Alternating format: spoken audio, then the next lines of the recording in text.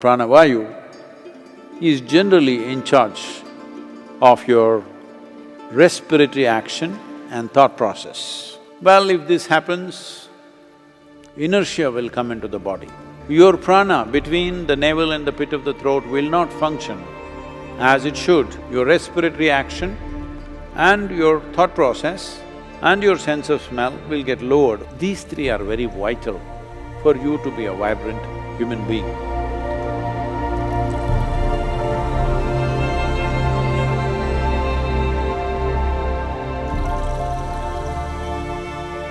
See, there are various movements within the body, as each individual may know this to some extent. If you're a doctor, you think in terms of blood flowing and others, glandular functions happening, which determines your moods and your experiences. But there is something deeper than that.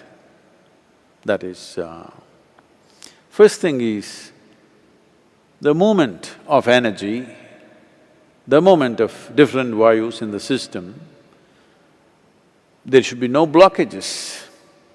So there are vital passages within the body, particularly in the head region. If these passages are blocked, keeping yourself up in an exuberant way is a great effort. So it's in this context we will spend the next 5 full moons looking at the mechanics of what makes a human being joyful and exuberant. What is the mechanics? What one needs to do?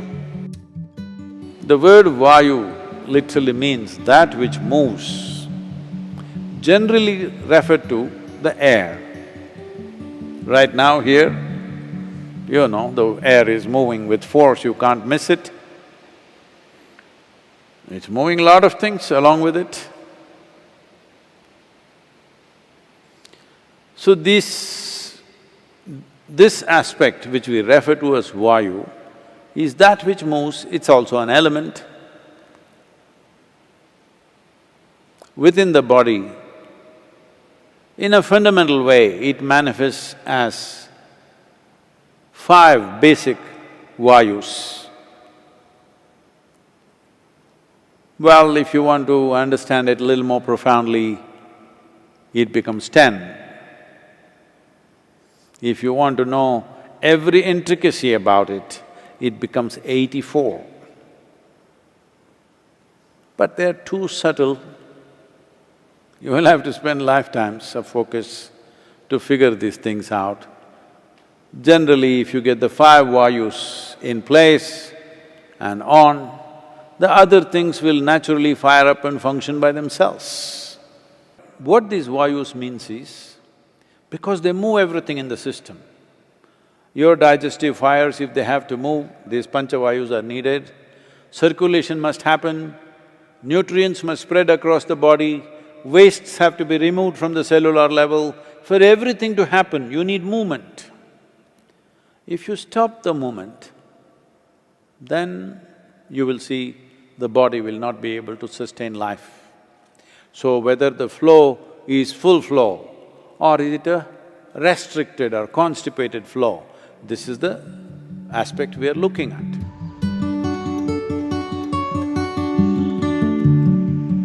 To breathe in the right way, if you watch a child, you would see, if a child is asleep, you will see child breathes in such a way, the breath is largely between pit of the throat to the navel. He doesn't expand the lower belly, he just here and here, not this. Some adults might have developed the habit of breathing through the entire belly. Well, if this happens, inertia will come into the body.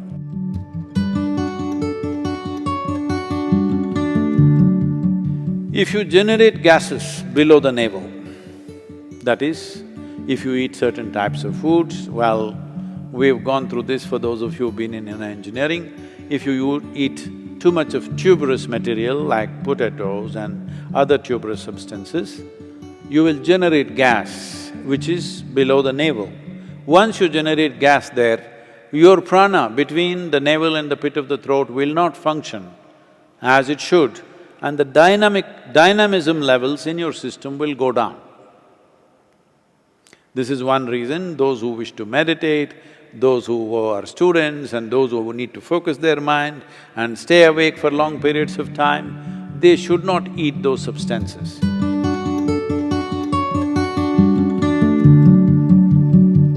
Another reason this is happening across the world today is, as the world or as the fools think they are becoming more and more modern, their food gets older and older and older.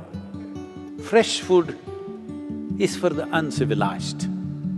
If you're very civilized, you must go to a superstore, buy a box, it has a plastic wrap, take it and throw it, knowing fully well it cannot be biodegraded, and the can is made of something else, usually plastic or aluminum or whatever. From that, if you want, you can heat it in the microwave, which is one more bad thing you're doing, and eat. This may be minimum 3 months old. No, it was in the refrigerator. It is preserved. And they have put preservatives so that it doesn't go bad. That is a double mistake. Now, in the yogic tradition, if you cook anything, maximum within 1.5 hours you must consume it. If there are certain types of items, up to 4 hours is okay. Beyond that, you don't touch. It doesn't matter how tasty it is, how nice it is, you don't touch anything because then you will develop gases in the system. Gas is not only in the stomach that you will feel obviously, but you will develop vayus in the system which will work against your pranavayu. That means your respiratory action and your thought process and your sense of smell will get lowered over a period of time. These three are very vital for you to be a vibrant human being. These are all different ways of activating different pranas in different measure.